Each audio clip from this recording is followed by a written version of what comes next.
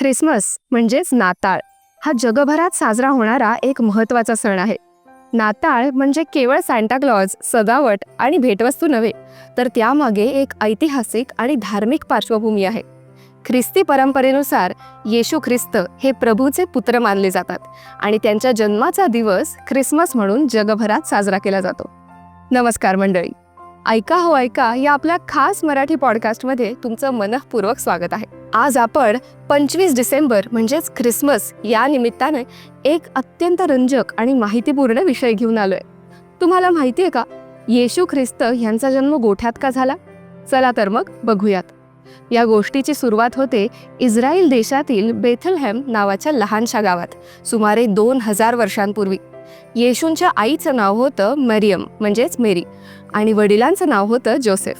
दोघंही साधे, धर्मनिष्ठ, सामान्य जीवन जगणारे होते. तेव्हा रोम साम्राज्याचं शासन होतं. त्या काळात सम्राट ऑगस्टसने संपूर्ण रोम साम्राज्याची जनगणना करण्यासाठी एक हुकूम काढला होता. या हुकुमानुसार प्रत्येकाला आपल्या मूळ गावी जाऊन नाव नोंदवावं लागत होतं. जोसेफ आणि मरियम यांचं मूळ गाव होतं बेथलहेम, त्यामुळे त्यांना नाझरेथहून बेथलहेमला प्रवास करावा लागला. हा प्रवास सुमारे 100 किलोमीटरचा होता. त्यावेळी वाहतुकीची साधनं मर्यादित होती. ते गाढवावर किंवा चालत गेले असावेत अशी समजूत आहे. मरियम गरोदर अवस्थेत होती, त्यामुळे हा प्रवास तिच्यासाठी खूप कठीण होता. बेथलहेममध्ये पोचल्यावर एक मोठी अडचण समोर आली की गावात कुठेही जागा उपलब्ध नव्हती, कारण सगळीकडे लोक नोंदणीसाठी आले होते आणि प्रत्येक धर्मशाळा, निवासगृह भरलेलं होतं. जोसेफ आणि मरियम या दोघांनी खूप शोध घेतला, पण त्यांना राहण्यासाठी कुठेच जागा मिळाली नाही. शेवटी एका घरमालकानं त्यांना आपल्या गोठ्यात थांबण्याची परवानगी दिली. हा गोठा म्हणजे एक प्रकारचं जनावरांचं निवासस्थान होतं, जिथे गुरंढोरं ठेवली जात असत. आणि त्या साध्याशा गोठ्यात गवताच्या सड्यावर येशू ख्रिस्तांचा जन्म झाला. ही घटना ख्रिश्चन धर्मग्रंथांमध्ये नमूद केली आहे. येशूंचा जन्म गोठ्यात झाला यामागे एक गूढ किंवा योगायोग नव्हे, तर एक महत्त्वाचा संदेश आहे. पहिला संदेश म्हणजे विनम्रता आणि साधेपणा. एका राजाच्या किंवा दैवी पुत्राच्या जन्मासाठी राजवाडा अपेक्षित असतो, पण येशूंचा जन्म एका गोठ्यात सर्वसामान्य गरीब लोकांप्रमाणे झाला. याचा अर्थ असा घेतला जातो की ते केवळ श्रीमंत किंवा उच्चवर्गीयांसाठी नव्हे, तर गरीब आणि सामान्य लोकांसाठी सुद्धा जगत आले.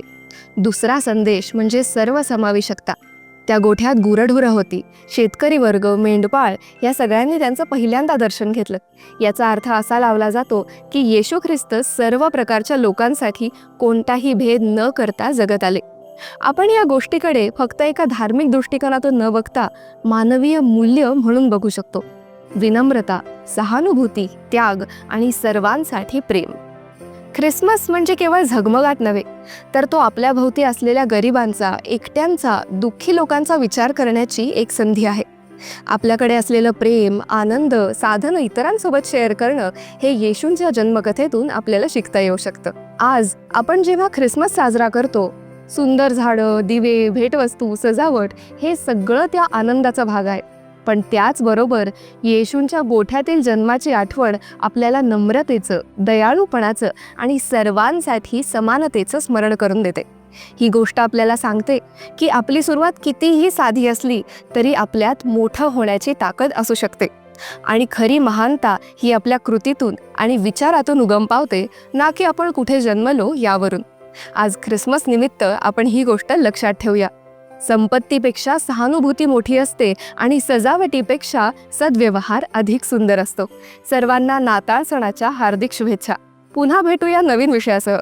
तर मंडळी, आजच्या पुरतं एवढंच. आम्हाला आशा आहे की तुम्हाला आमचा हा पॉडकास्ट अवश्य आवडला असेल. आवडला असल्यास लाईक व शेअर करायला विसरू नका व खाली असलेल्या कमेंट बॉक्समध्ये आपले विचार आणि मत मांडण्यास अजिबात संकोच करू नका. ऐका हो ऐका मराठी पॉडकास्टच्या पुढील अपडेट जाणून घेण्यासाठी आमच्या चॅनलला सबस्क्राईब करा व बेल आयकॉन प्रेस करायला विसरू नका. धन्यवाद.